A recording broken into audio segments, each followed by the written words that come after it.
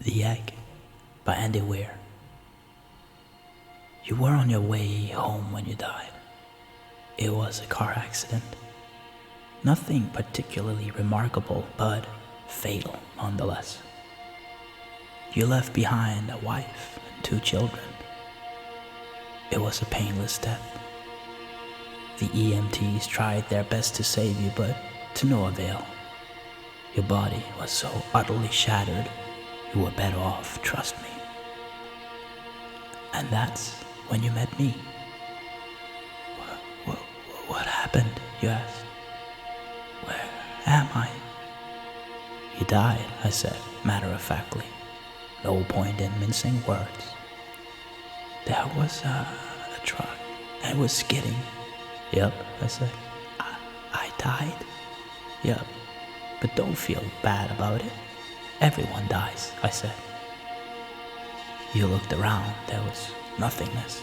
Just you and me. What is this place, you asked? Is this the afterlife? More or less, I said.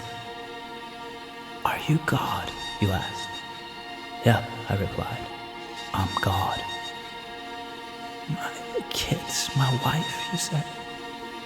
What about them? Will they be all right?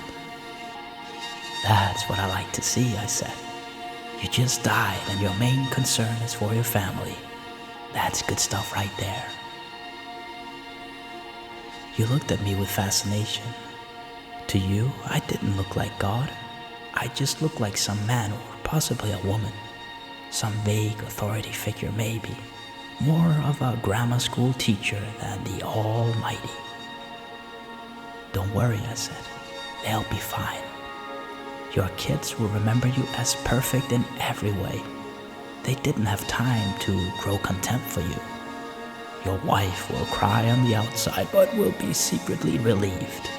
To be fair, your marriage was falling apart. If it's any consolation, she'll feel very guilty for feeling relieved. Oh, you said. So what happens now? Do I go to heaven or hell or something? Neither, I said. You'll be reincarnated. Ah, you said. So the Hindus were right. All religions are right in their own way, I said. Walk with me. You followed along as we strode through the void. Where are we going? Nowhere in particular, I said. It's just nice to walk while we talk. So what's the point then, you asked? When I get reborn, I'll just be a blank slate, right? A baby. So all my experiences and everything I did in this life won't matter. Not so, I said. You have within you all the knowledge and experiences of all your past lives. You just don't remember them right now. I stopped walking and took you by the shoulders. Your soul is more magnificent, beautiful, and gigantic than you can possibly imagine. A human mind can only contain a tiny fraction of what you are. It's like sticking your finger in a glass of water to see if it's hot or cold. You put a tiny part of yourself into the vessel, and then you bring it back out. You gained all the experiences it had.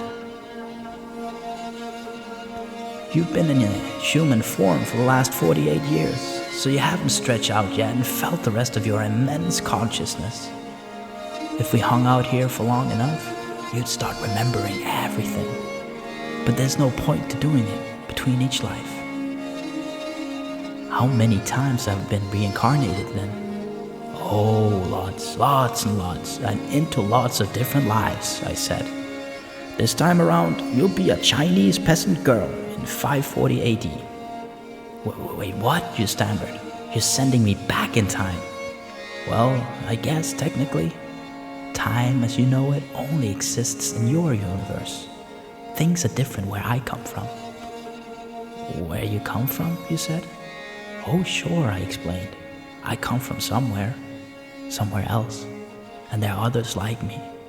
I know you'll want to know it's like there, but honestly, you wouldn't understand. Oh, you said, a little let down. But wait, if I get reincarnated to other places in time, I could have interacted with myself at some point. Sure, happens all the time. And with both lives only aware of their own lifespan, you don't even know it's happening. So, what's the point of it all?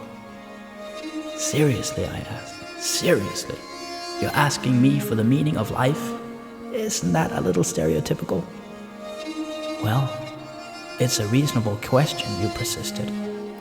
I looked you in the eye. The meaning of life. The reason I made this whole universe is for you to mature. You mean mankind, you want us to mature? Nope, just you. I made this whole universe for you. With each new life you grow and mature and become a larger and greater intellect. Just me. What about everyone else? There is no one else, I said. In this universe, there's just you and me. You stared blankly at me, but all the people on Earth, all you, different incarnations of you. Wait, I'm everyone. Now you're getting it, I said, with a congratulatory slap on the back. I'm every human being who ever lived, or who will ever live, yes. I'm Abraham Lincoln, and you're John Wilkes Booth too, I added. I'm Hitler, you said, appalled, and you're the millions he killed. I'm Jesus, and you're everyone who followed him. You fell silent. Every time you victimize someone, I said, you were victimizing yourself. Every act of kindness you've done to yourself. Every happy and sad moment ever experienced by any human was or will be experienced by you. You thought for a long time. Why, you asked me, why do all this? Because someday you'll become like me. Because that's what you are. You're one of my kind. You're my child. Oh, you said incredulous. You mean I'm a god? No, not yet. You're a fetus. You're still growing. Once you've lived every human life throughout all time, you will have grown enough to be born. So the whole universe, you said? It's just an egg, I answered. Now it's time for you to move on to your next life. And I sent you on your way.